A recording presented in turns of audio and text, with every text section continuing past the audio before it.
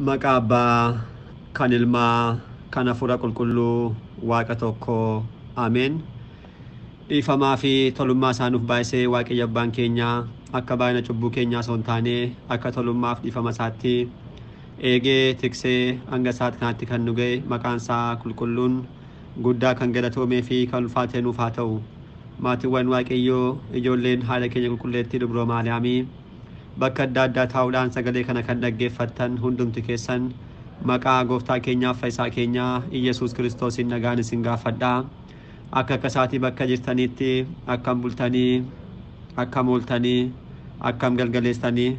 Ameen. Galateeffamuun amala uumaa keenyaa fayyisaa keenyaa Iyesuus Kiristoos kan ta'e maqaan isaa baddaa samii irratti afaan qulqulloota ergamoota isaatiin afaan qulqulloota abbootii keenyaa farmoolii keenyaadhaan kan galateeffamu nu birattis guddaa kan galatoomeedhaa fi kan ulfaate nuuf haa ta'u. Deessuu gooftaa keenyaa haadha hunduma keenyaa qulqulleettii Dubroo Maariyaamii akkasumas qulqulloota ergamoota Waaqayyoo qulqulloota abbootii keenyaa farmoolii keenya hunduma isaaniidhaaf akka kennaa isaaniitti galannii fi ulfinni guddaan isaaniif haa ta'u. Egaan maatiiwwan Waaqayyoo barumsa keenyaa jireenyaa fi hojii gaarii kiristaanummaa kan jedhuun kutaa darbee akkuma yaadattan boqonnaa jeffaadhaa barachaa kan turre. Boqonnaa jeffaadhaan barachaa kan turre jireenya gamtaa kiristaanonni wajjirraan taasisan kan jedhudha kan ture. Barumsa sanaan egaa kutaawwan 4 ture kan baranne walumaa galatti. Kiristaanummaan gamtaadhaan haala kamiitiin akka jiraatamuu akka qabu kana keessatti immoo hojiiwwan gooftaan keenya yeroo dhufaatti isaan gaafsana kiristaanonni tokkummaadhaan haala kamiidhaan raawwachuu akka qabnu jenne isaan kana ilaalaa kan turre jechuudha. Har'a immoo kallattiimaan gara boqonnaa 7ffaa yookiin boqonnaa kan ittaanu kan barumsa kanaatti kan dabarruudha kan ta'u jechuudha. Egaan boqonnaan 7ffaa immoo akkuma sanaa ta'etu jireenya gamtaa kiristaanotaa naannoo keenya wajjirraan kan jedhudha kan ta'u. Inni kun immoo egaan kiristaanni tokko kan jiraatu kiristaanni tokko qofa wajjirraan osoo hin taane naannoo keessa jiraatu wajjirraan haala kamiitiinidha namoota warreen biroo wajjirraan jiraachuu kan qabudha walumaa galatti kan ilaallu jechuudha. Barumsa kanaan kutaawwan adda addaa kan barannudha kan ta'u. Kan jalqabaa jireenya gamtaa kiristaanotaa namoota amantaa biroo wajjirraan haala kamiitiin jiraachuu qabna kan jedhu ni baranna. Kan ittaan immoo ga'ee kiristaana tokko akka biyyaa fi akka gamtaatti haala kamiitiin ga'eensaa yookiin shoorrisaa gumaachi kiristaana tokko maalidha kan jedhu ni baranna. Kan ittaan immoo jireenya gamtaa keessatti kiristaana tokkorraa maaltu eegama kan jedhu yaada gaariif amanamummaa, fakkeenya gaariif gaarummaa, akkasuma gad of qabummaa, jajjabina, nama hundaa kabajuu, murtii sirrii kennuu, biyya ofii jaallachuudhaaf biyya ofii tajaajiluu kan jedhu mata duree kanaan ni baranna. Ittaansii immoo qabeenyaa fi kiristaanummaa kan jedhu erga laallee booda kan xumuraa kan ta'u hojiif kiristaanummaa kan jedhudha kan ta'u jechuudha. Kallattiimaan kan guyyaa har'aa kutaa 1ffaadhaan jireenya gamtaa kiristaanotaa naannoo namoota amantaa biroo wajjirraan kan jedhuun guyyaa har'aa barumsa keenya eegalla. Waaqayyo Abbaan keenya nu gidduutti argamee nu barsiisuun fedhaa fayyama isaa nuuf haa ta'u. Egaan kiristaanonni jalqaba kaasuudhaaf akkuma yaalle jireenya keenya biyya lafaa keessatti kan jiraannu jireenya lamadha. Kan jalqabaa jireenya gamtaa kiristaanummaadhaan kan jechaa kan turre sana kiristaanni tokko kiristaana biraa wajjirraan gamtaadhaan haala kamiitiin akka inni jiraatudha. Kan lammaffaa immoo jireenya gamtaa kiristaanonni naannoo isaanii wajjirraan taasisanidha. Namni tokko gara fuuldaatti barannaa dhalannaa lamadha kan qabu. Dhalannaan kan jalqabaa haadhaaf abbaa isaarraa fooniitiinidha. Kan lammaffaa immoo mana kiristaanaarraa hafuura bishaaniif hafuura qulqulluudhaa cuubbaatiin kan hidhatudha. Isaan kun lamaan jireenya keenyarraa keessatti ta'an malee dhalannaan sadeeffaan booda kan raawwatamu jiraata. Garuu guyyaa irraa jireenya wajjiraan kanneen wal qabatan isaan kan lamaanidha. Kanaaf namni dhalannaa kana lamaa wanta dhalatuudhaaf jireenya kana lamaan jiraata jechuudha. Kan jalqabaa kan mana kiristaanaa karaa cuubbaa hafuura qulqulluudhaaf bishaan kan dhabsuun haala kamiitiin jiraachuu qaba kan jedhu boqonnaa duraatti kan ilaalaa kan ture sanadha. Kan ammaa garuu fooniif lubbuudhaan haadhaaf abbaarraa kan dhalate waan ta'eedhaaf hundumti keenya iyyuu jireenya kana naannoo keenyarraa kan dhalanne kana haala kamiitiidha geggeessuu kan qabnudha kan jedhu qulqullichi Phaawulos maal jedha ergaa isaa gara Roomaatti kan erge boqonnaa 12ffaa lakkoofsa 18 yommuu dubbisnu yoo isiniif danda'ame nama hundumaa wajjirraan nageenyaan jiraadhaa jedha. Maal yoo ta'e yoo isiniif danda'ame nama hundumaa wajjirraan abaluu jettanii osoo addaan qoodiinii nama amantaa akkasii nama afaan akkasii yookiin naannoodhaanis haala barbaadeetiin haa ta'u osoo waliin qoodiin nama hundumaa wajjirraan maaliin jiraadhaa nageenyaan jiraadhaa jechuudhaan barreesseera. Jalqabumarraa kaanee gaafa laallu Waaqayyo gooftaan keenya uumamni hunduu nagaaf jaalaan akka inni wajjirraan jiraataniidhaaf inni tokko immoo kan tokkoof akka barbaachisu taasisuudhaan kan inni uume. Tokko keessaa darbee kan biraan jiraachuu hin danda'u. Fakkeenyaaf uumama kanallee yoo ilaalle namni biqiloonni naaf hin barbaachisan jedhee osoo kukkutee gateetu jiraachuu hin danda'u ofisa. Maaliif? Biqilaan ofis sanaaf osoo hin taane namichumaaf wanta barbaachisuuf jechuudha. Akkuma kanaa uumamni biraallee akkuma walitti hirkatee kan jiraatudha waan ta'eef namnis akkuma kanaati. Namnis inni tokkoof ni barbaachisa. Wanta adda addaa qabaatu amala adda addaa amantaa ilaalcha afaan wanta adda addaa qabaate iyyuu tokko garuu tokkoof maal taana ni barbaachisa jechuudha. Kanammoo Waaqayyo mata taasise kan uumame. Kanaaf namni uumama isaa taane egaa uumaa isaa beekee akka inni jiraatuudhaaf barachaa turre boqonnaa jalqabaadhaan akkasumatti Waaqayyoon beekee Waaqayyoon kabajee Waaqayyoon gammachiisee Waaqayyoon waaqessaa akka jiraatuudhaaf kan uumame yoo ta'e illee haala kanaatiin garuu itti fufuu hin dandeenye diiyaabiloos gidduu galuudhaan kana hundumaa irraanfachiiseera.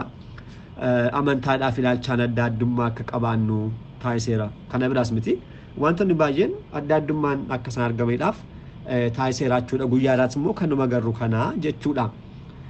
Kanaafuu kiristaanni tokko haalota akkasii kana keessa adda addummaan ilaalchaa adda addummaan amantaa adda addummaan afaaniif adda addummaan gosa isaa ta'u wanta barbaade bakka jiru keessatti haala kamiitiidha jiraachuu kan qabu jennee yommuu ilaallu akkuma kitaabni qulqulluu dubbate dhuguma nama hundumaa wajjin akkamitti jiraachuudha namummaadhaaf dursa kennuun barbaachisaadha. Namummaadhaaf dursa kennuutiin akkasumas immoo jecha gooftaan keenya maal jedheera ifni keessan namoota hundumaa duratti kan ife haa ta'u kan jedhe raawwachuudhaaf nama hundumaa wajjirraan nageenyaaf jaalalaan jiraannaa jechuudha. Keessumattuu kiristaanota taane namoota amantaa biroo keessa jiran obboloota keenya wajjirraan kan hundumaa namummaadhaaf dursa kennuutiin nama kabajuutiin fakkeenya ta'uutiin akkasumas immoo akkuma gooftaan keenya jedhe kana ifni keessan namoota duratti taa'eef kan jedhe kana yaadachuudhaan yeroo hundumaa kan raawwachuudhaan namoota wajjirraan jiraachuun barbaachisaadha jechuudha. Egaan jireenya namoota wajjirraan ta'an keessatti wantoonni adda addaa nama qunnamu dhalli namaa akkuma dhalateedhaan yookiin waan tokko qofa kan jiraatu miti jireenyi gaafa jijjiiramaa deemu guyyaan gaafa darbu barri gaafa jijjiiramu wantoonni baay'een nama qunnamu keessumattuu gammachuudhaaf gaddi dhala namaa tokkoof yeroo kamuu taanaan murteessaadha.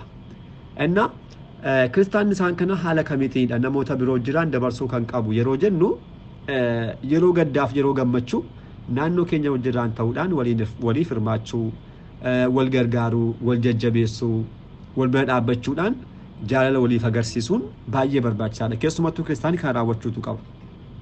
Yeroo gammachuu kan nama biraa yoo ta'e gammachuu nama biraa akka mataa ofiitti fudhachuun kan jalqabaati. Namni tokko naannoo ofiitti gammadee taanaan gammachuu sana akka mataa ofiitti fudhachuudhaan gammaduufi jechuudha. Isa dhugaadha kun baay'ee sadarkaa kiristaanummaa guddaa kan agarsiisudha. Namoonni guyyaarraa kana taasisuu mitiitu gammachuu namaa balleessuudhaaf kan isaan yaadan. Abaluun akkamitti kan argatee gammada jechuudhaan dursanii sana balleessuudhaaf yookiin wanta raawwatame yoo ta'e sana deebisanii dudduuba deebisanii balleessuudhaaf yaadu. Kiristaanummaan garuu gammachuu namoota akka kan mataa ofiitti fudhachuudha. kan biraan immoo mataa keenyaatu carraa gaarii tokko yoo arganne wanta gaarii nama dhansis namni biraas nama hundumtu keenya nama waan taaneedhaaf nama tokkoof gaarii kan ta'u nama biraafis gaarii mataa. Kanaafuu carraa gaarii tokko kan hunduma keenya tokko taasisu tokko yoo mataa keenyaatu arganne carraa kana akka namoonni biroon argataniidhaafis hawwii taasisu akkasumas immoo daandii isaan ittiin san argachuu danda'an agarsiisu. Kunis kiristaana tokkorraa baay'ee eegamaadha. Faallaa kana namoonni maal taasisu?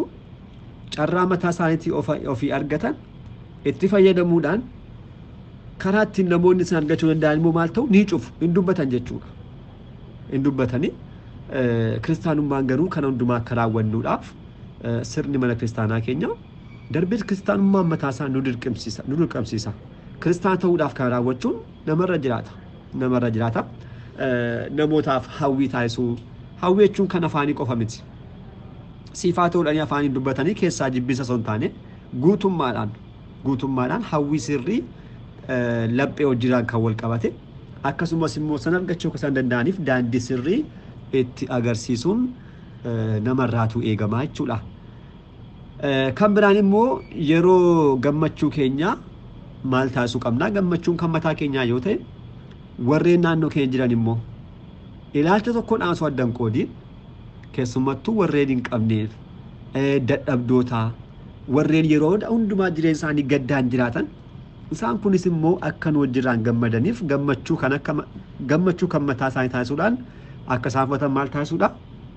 Nyaachisuu wanta danda'ameen obaasuu amma danda'ame darbees wantoota adda addaa raawwachuudhaan nama gammachisa jennee kan yaadnu haala sanaatiin daandii kana raawwachuutiin namoonni nu wajjirraan akka gammadan taasisuun kiristaana hundumaadhaatu kan eegamudha jechuudha. Namni kan gammadu qofaa isaa miti. Biyya tokko keessa yookiin naannoo tokko keessa teenye kiristaana ta'uu gammaduu kan qabu mataa isaatii mana isaatti waa tokko raawwatee gammaduun kun gammachuun jedhamu. Namni akka barbaade adda addummaa qabaatu malee tokkummaadhaan wajjirraan ta'uutiin gammachuu nama tokko namni biraan qooddachuu qaba jechuudha. Kun immoo raawwachuun jireenya tokkummaa keessatti eenyumarraa kan eegamudha. Kiristaanummaa keessatti immoo kam taanaan isaan kana dursa kennine jecha waaqayyoo abboommi waaqayyoo waan ta'eedhaaf kana raawwachuun nurraatu ni eegamaa jechuudha. Kan biraan immoo kan yeroo gaddaatti namni gammachuu qofaadhaan kan jiraatu miti gaddis ni jira faallaasa.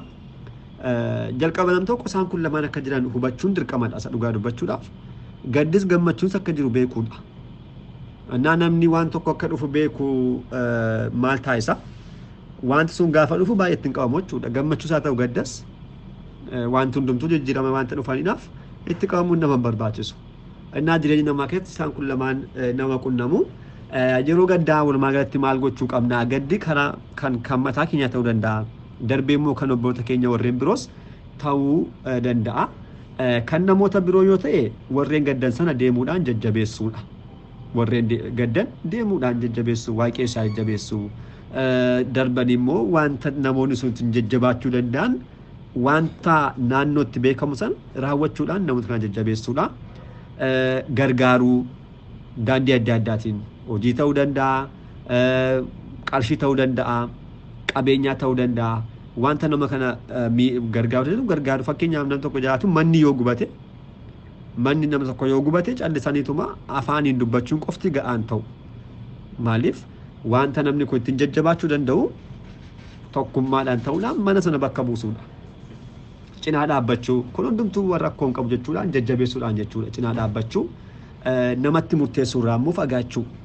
Namni yeroo gaddarra jiru yookiin yeroo tokko waa tokkoon namni yoo miidhame namni kun akkamitti akkas taasise kana gochuu qabatu dursan jechuudhaan wantoonni akkasii kun namoonni isa dhugaadha yeroo osoo hin beekin wantoota baay'ee namatti murteessaa oolanna. Kun sirrii miti. Namatti murteessuurraatii of eeggachuun baay'ee gaariidha. Gooftaan keenya lallabaa duratti dubbateera wangeela Maatewos boqonnaa 7 jalqaba ilaallu kana kan inni dubbate namatti murteessinaa jechuudhaan dubbateera. Kanaafuu wanta jiru sana hubachuudha malee namatti murteessu sirrii miti jechuudha. Kan biraan immoo kan mataa keenyaa ta'es immoo akkuma kanaaf keenya jajjabaachuun dirqama keenyadha. Kiristaanummaa keessatti gaddi yoo dhufeyyuu gaddi guddaa kan jedhamu namni du'uudha. Namni nama biraatti boqochuudha. Kun immoo boqonnaa lama malee du'a miti. Ka'umsi lammaffaa kan jaadachuudha beeka. Ka'umsi lammaffaa hin jira. Kiristoosiin du'ee kana booda ka'eera. Kana hundumaatiin maal taasise? Ka'umsa keenyadha kan inni mirkaneesse. Kanaafuu kun akka jiru kiristaanummaa keessatti beekuudha. Yoo kana beekne namoota warreen biroo jajjabeessuudhaaf geenya mataa keenyaa garuu ofuma keenya of jajjabeessineerra jechuudha. Namni akkuma qamadiin yookiin boqqolloon biyyee keessa osoo bu'iin kaatee qamadii firii baay'ee akka isheen hin taane namnis akkuma kanaata osoo boolla keessa foon kun osoo biyyoo wajjiraan tokko hin ta'in ka'ee wanta biraa taasisuu hin danda'u jechuudha. Innaa kana beekne gadda irratti akka wanti tokko deebii akka hin argamnetti gaddanii mataa ofii miidhuun sirrii miti. Ka'umsa lammaffaa yaadachuudhaan kan mataa keenya haala kanaatiin isaanirraa ka'uudhaan immoo namoota biraallee amma kanaatti jajjabeessuun barbaachisaadha jechuudha. Egaan isaan kana hundumaa jireenya kiristaanummaa keenyaan yeroo namoota wajjiraan jiraannu naannoo keenya keessatti raawwachuu kanneen qabnu jennee muraasa kan kaasnedha. Baay'ee isaas wanta beeknuudhaaf yeroo hundumaa daandii sirrii kan ta'een nama hundumaa wajjiraan jiraachuun qaru kiristaana tokko irraatti kan himu waan ta'eedhaaf asitti kan barannu caalaa gaarii kan ta'e hundumaa wanta gaarii namoota hundumaadhaaf raawwachuun namarraatu eegama. Gooftaan keessa immoo kan dubbateera.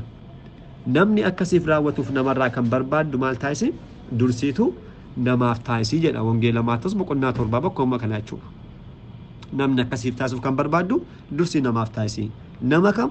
Nama kan jedhame akkuma barachaa turre ijoollee Addaam sanyii Addaamiif sanyii Hewaan kan ta'e namadha. Kana hundumaadhaaf wanta namarraa barbaannu dursinee namaaf raawwachuun nurraatu eegama jechuudha. Haala kanaatiin jireenya gaarii naannoo keenya wajjiraan jiraachuun ni danda'amaadha. Kan itti aanu gahee kiristaana tokkodha. Kiristaana tokko gaa shoora maalii taphachuu qaba? Akka naannoottis haa ta'u akka biyyaattis kan jedhudha barumsi itti aanu. Isa kana kutaattaanuun qabannee kan deemnu kan ta'u. Har'aaf asumarratti nu haa ga'u kan dhageenye laphee keenya keessa nu haa bulchu firii 30 60 dhibbatti nu oomishne dhaaltuu mootummaas akka taanu fedhaa fi eeyyama isaa nuuf haa ta'u. Kutaattaanuun hanga deebinutti nagaa waaqayyootiin turtii gaarii galanni waaqayyoof.